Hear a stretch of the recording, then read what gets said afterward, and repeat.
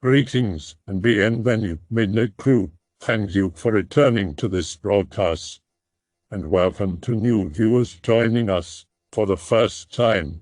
If you like a video, then feel free to subscribe. Unexplained sea experiences thread? I have a story from my dad. It popped in my head minutes ago and I wanted to share. This is not necessarily paranormal, but it is actually strange and unexplained. Backstory first. It happened in the early 80s. My dad loved scuba diving. Every summer him and my mother, me and my brother weren't even born yet, went on vacation to Sardinia, an island west of the coast of Italy. Mother was chilling on the beach with family friends, and occasionally looking at my father diving because she's paranoid and doesn't like swimming. A lot of life in that sea, big variety of fish, octopi, etc. So my father brought his spear gun to catch some food. Everything is normal, he was enjoying the diving but couldn't find a single fish. He swims further, about 50 meters from the shore. The water is about 5-ish meters deep now. Hears very low buzzing sound, similar to a big boat engine heard from underwater but way lower. Scared as fuck because he doesn't have his signaling buoy and he could have been ripped to pieces by the engine. He was 2 meters underwater, swims up. No boat in sight, nothing. Oh well. Goes back underwater. Buzzing sound starts again. He blacks out. Wakes up on a big flat rock on the bottom, doesn't see colors, his sight is inverted. Terrified, swims to the coast and doesn't talk about it for a long time. Since this happened, he very rarely dives. When he does, water must be max 2 meters deep. It gets a little deeper, he starts to panic. Sorry if there's no creepy ending, twist, but this actually happened to him. Did anybody experience something similar? I'd also love more stories. Residents of a few towns on the Caspian shores in Iran and Azerbaijan say they have seen an amphibious man. He was reported to be swimming amidst huge shoals of fish. Rumor has it that the waters where he swam were becoming sparkling clear. Recently, eyewitnesses on board the Azeri trawler, Boca, reported seeing the creature. According to Ghaffar Gassanov, the captain of the trawler, the creature was swimming in a parallel course near the boat for a long time. At first they thought it was a large fish, but then they spotted hair on its head and his fins looked very unusual. And incredibly, the front part of his body was equipped with arms. Shortly after this report was published in an Iranian newspaper, numerous readers came forward describing their own sightings. The readers pointed out that numerous fishermen had repeatedly seen the strange creature at sea and on the shore after seabed volcanoes in the area of Babalsara became active in February and offshore oil production operations intensified in the Caspian. All the eyewitness accounts provide a similar description of the marine humanoid.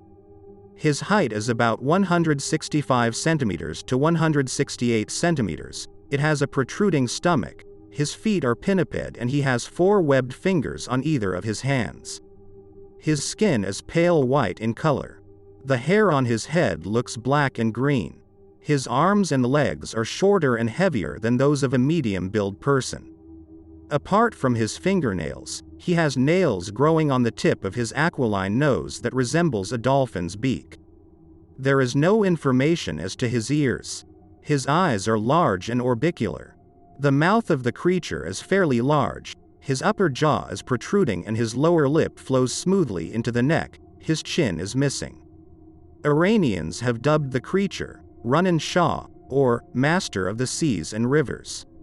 Other stories report that the waters remain crystal clear for days in the area where the creature has been spotted.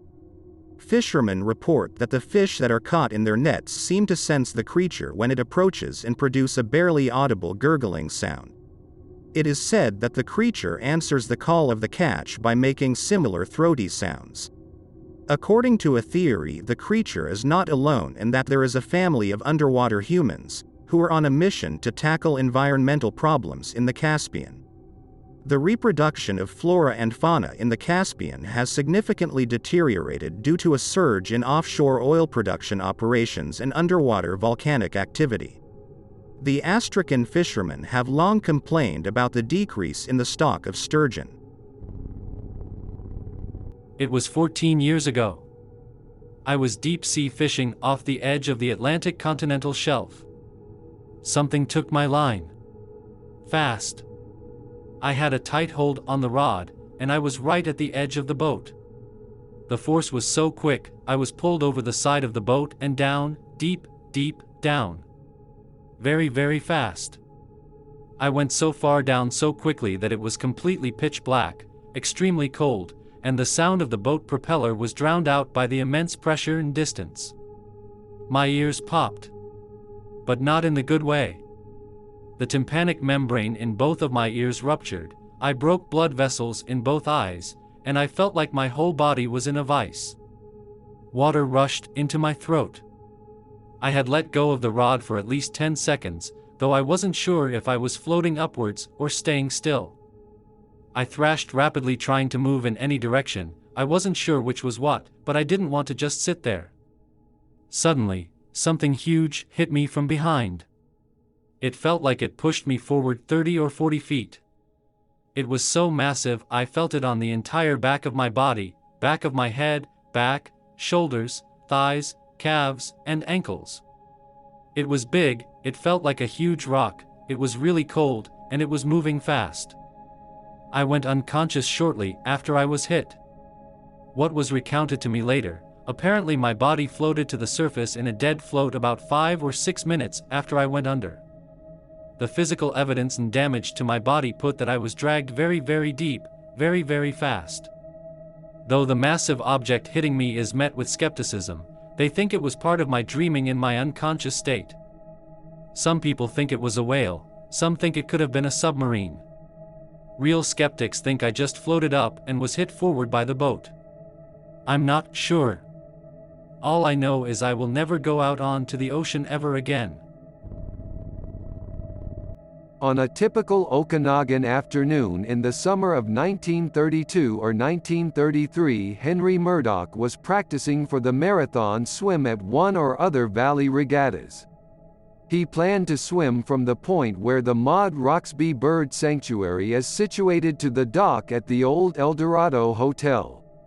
His pilot boat was being rowed by John Ackland, one of his best friends. Everything was going fine with Henry, swimming about 20 feet behind and slightly to the side of the boat. When they were off the south end of Boyce's Field, Cedar Avenue, John rested his oars and bent down for a few seconds to light a cigarette. When he looked up, Henry had disappeared. At first, he thought that Henry was playing a trick on him by swimming up and hiding under the boat. Very soon, he realized there was something wrong, so he searched the clear, 8-foot deep water, frantically for 20 minutes before rowing to shore and running to the nearest phone to call the police. Within 2 hours there was a search party out with several boats dragging for the body and swimmers searching as best they could. The search continued for 2 days, but Henry's body was never found. Henry had been the lifeguard at the Eldorado Arms Hotel and was considered at the time the strongest swimmer in the Okanagan. All very strange when you consider that the water was very clear and shallow and there was no discernible current in that part of the lake. It was about the middle of August in 1936 that Andy Aikman and I saw the Ogopogo. Andy was 15 and I was 13, but we were no strangers to Lake Okanagan. I had lived on the lake shore since the summer of 1929 and the Aikmans lived just 1 block away. We were both sea cadets and had spent every possible hour since preschool days swimming, boating, and, in the winter, skating on the lake, so we knew it well and we definitely did not believe in the existence of any lake creature. Back to mid-August 1936. We had heard a rumor that Mr. Crichton of Okanagan Mission had been catching sturgeon a couple of miles south of Cedar Creek, so we decided to go down from there, in Andy's old spread trapper's canoe, to camp for 4 days and see if we could catch some. So, on a very hot, drowsy, completely calm and windless afternoon with flies buzzing just above the surface and groups of seagulls sitting on the water, thinking seagull thoughts and waiting for the kokanee to start running, we were off the mouth of Mission Creek, 100 yards from shore, heading south to the Cedar Creek campsite. I was rowing. You did row and not paddle this strange craft, when Andy, sitting in the stern of the boat, hooked a fish. I shipped the oars, reeled in my line, and netted his fish for him. We were both excited at actually catching a fish, a rare event in those days, and had no thoughts of Ogopogo or anything else. All this activity took perhaps 2 minutes, and during this time we had silently drifted to within 20 yards of a large group of seagulls. Suddenly, they all started to screech in terror and took off from the surface as straight up as a gull can go. Following them was the head and neck, or body, of a large creature. When they'd reached the height of about 14 feet, the creature grabbed one of the gulls in its mouth and disappeared back below the surface, leaving only a few ripples on the glassy surface of the lake. The whole incident only took a couple of seconds. It started all the other gulls within hundreds of yards flying and screaming. O.L. Jones, later our MP, had a summer cabin just south of the creek, and the Jones children, who were friends of ours, came running down from the cabin to the beach to see what the noise was all about. Andy and I were scared to death and gave up our great fishing expedition right then and there. We spent the night as far up from the lake as possible on the Jones beach, and headed for home the next morning. The whole sighting was more or less a blur of movement and high-pitched sound, and I cannot say exactly what the creature looked like. I do remember, though, that directly following the incident, when asked the size of the creature, I said it was about as big around as a telephone pole, and that the color was dark and fish-like. When asked if it had a head like a horse, as in most drawings, I said, no, it was more like a cow's. 2 years ago, I went into the Pacific on my speedboat. I was going to record a 30-minute video of my adventure. I had a GoPro set up near the deck that would auto-record up to 20 hours. Anyways, I wasn't maybe even 25 nautical miles out when dark-looking clouds darkened the sky. The weather report said it would be spotless and sunny. I planned on going maybe another mile, but after maybe half that distance, the motor to my boat stops. And I spend the next 10 or so hours stranded, under thunderstorm clouds. I was so scared and angry. But after what seemed like a long-ass time, my engine suddenly started back up. I noticed the dark clouds were also dissipating and letting sunlight shine through. I was surprised it was still day, but I made my way home immediately. I left port around 11 a.m., and when I docked and headed home, I was kinda confused why the lunch diner to the right still had so many customers. It's normally half empty by dusk, which I assumed might only be an hour away. I got home and booted up my computer and almost shit myself out of confusion because the time there was 1:30 p.m. Went back into my car to check my phone time, and it read 1:32 p.m. Even to this day, I'm not sure what happened. My buddies called me at 3 p.m. like they told me they would yesterday. But I swear I was stranded almost half a day. Thing is, when I uploaded my GoPro, it recorded almost 13 hours of content, with 10.5 hours of static followed by the 1 hour it took me to sail to port. Went diving off the shore of Hawaii about 5 years ago. I too no longer dives as I'm just too scared. Anyways, I went down to examine some of the local wildlife that flourished down there. Going about 50 yards down, I like to just float there and stare down. You see rays, schools of fish, the occasional sea turtle, and even sharks, though they are far more into the fish than me. So I'm staring down, and I thought I could make out this long eel-like creature slithering further down. Yet as it moved across my field of vision, either there were multiple in single file, I realized I was still seeing the same, long ghostly body. It must have been, maybe 30 yards long. Fuck, I was so frightened. 50 yards below is deep, but it's not that deep compared to other divers. I still cannot believe what I saw and how I felt that day. Just thinking about that vast creature gives me goosebumps and shivers down my spine. This never happened to me, but to my friend. He was out on the top level of the Carnival cruise ship sailing to the Bahamas. It was fairly late, he said, around 3 at night. He was just standing there, enjoying the warm breeze, when he saw a giant glowing light shining from beneath the water a fair distance away. It was huge. He said maybe even half the size of the cruise ship.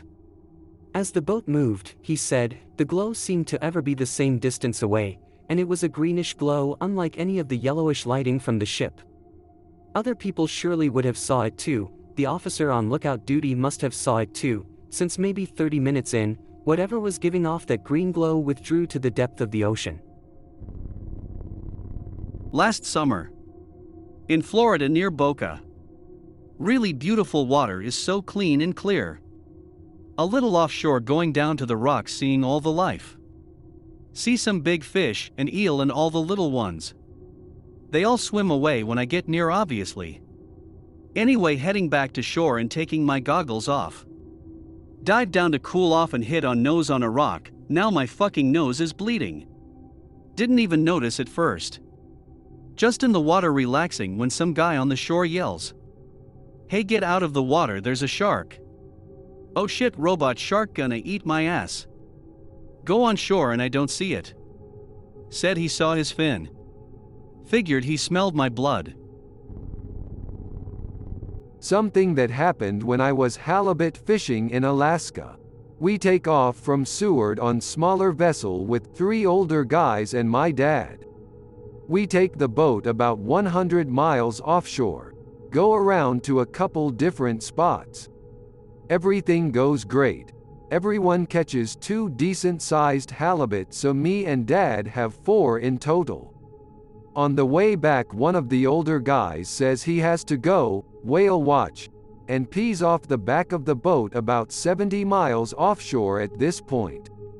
Boat rocks. We all WTF hard and run out of the cabin. Pissing old guy has fallen down.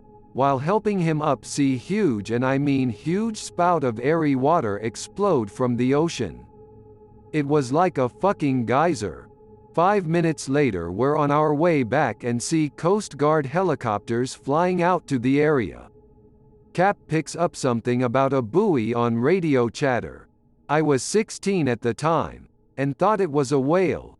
But why would the Coast Guard be looking for a whale? Some big shit's out there. I doubt it's interested in us though. I don't have any truly scary stories, but for the most part, diving is pretty creepy. It's impossible to forget you are breathing canned air and that the smallest mistake could cost you or your partner your lives. A friend brought me to a plane that crashed sometime in the 80s. We were in Lake George and were with a group of 6 other divers. One of them was a woman who was older that my friend knew through our dive shop. We were floating around, checking out the plane and taking pictures when the woman lost control. She couldn't keep her balance, nor could she find the right balance of air in her vest. She ended up rising up, and then falling down to the bottom, stirring up a huge cloud of silt. Vertigo hit me as my brain tried to remember where was up, as I knew the obvious thing was to swim above the cloud. It was crazy how fast you can lose your bearings in that situation. All I could see was the inside of my mask, not even my hand in front of my face. It settled down and everything was fine. The woman was embarrassed, but shit like that happens. It made me imagine being in a cave, or in a wreck, where you seriously have to have everything that's up to you under control. Scary shit, and probably an absolutely terrible way to die.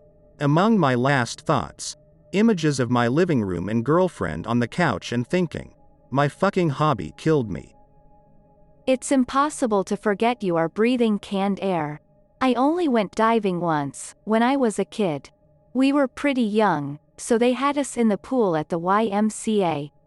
I was having fun until I got to the bottom of the deep end. Then all of a sudden some background part of my brain realized I was underwater and breathing. Just that fact was enough to start me freaking out slightly. It's the only time I've ever felt claustrophobic. Consciously, I knew I was fine, but that little animal instinct in the back of my head was shouting, "You are going to drown." When I was 16, my mom and her current boyfriend and I took a scuba trip in Cancun. We did 2 dives, a current dive and a shipwreck dive. The current dive was relaxing at 20-ish feet, but the shipwreck was about 60 feet, and it was my first dive in the open. When we got to the bottom and came around the front of the ship, there was a school of barracuda. I'd say about 20 to 30 just swimming against the current. That gave me a good scare. After we got into the ship, we swam to the back room and the dive master turned his light on and there was a 5 feet Goliath grouper staring back at us. Probably 400 pounds, if I had to guess. It was fucking huge. After we got out of there, we saw a manta ray swimming above the ship. So much activity on this dive.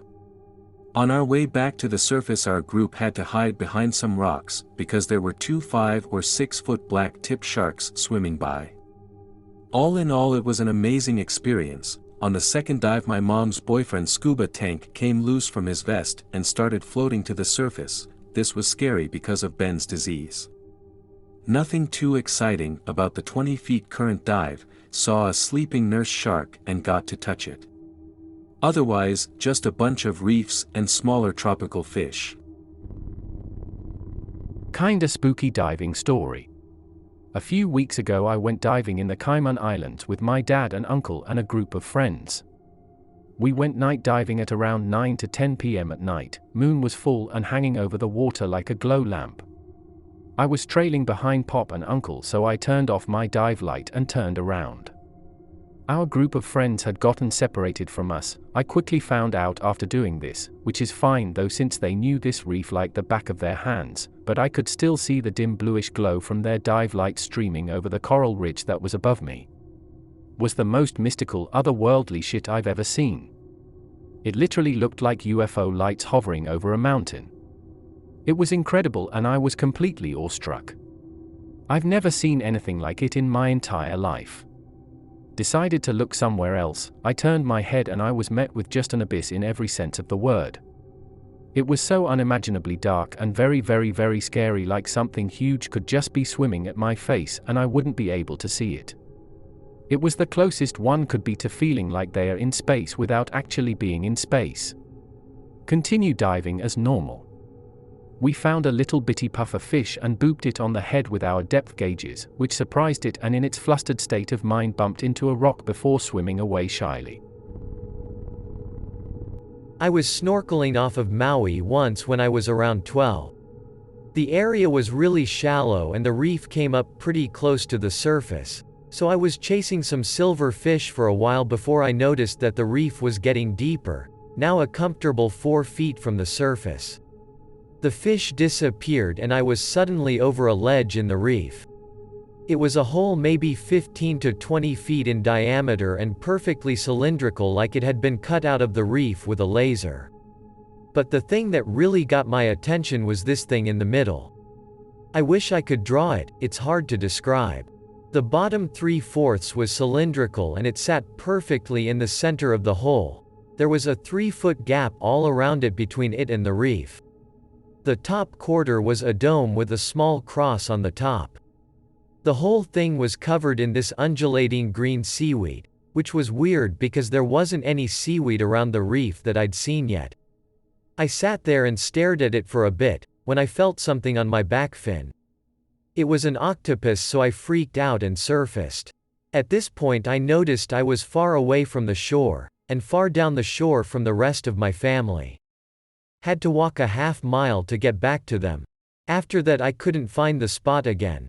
Maybe it was an anchor of some sort? I've never been able to find out more information about it. I hope that you enjoyed tonight's broadcast. If you enjoyed tonight's story, then please subscribe to the channel, as more green texts will appear daily. A new broadcast will appear when the clock strikes midnight Central Time.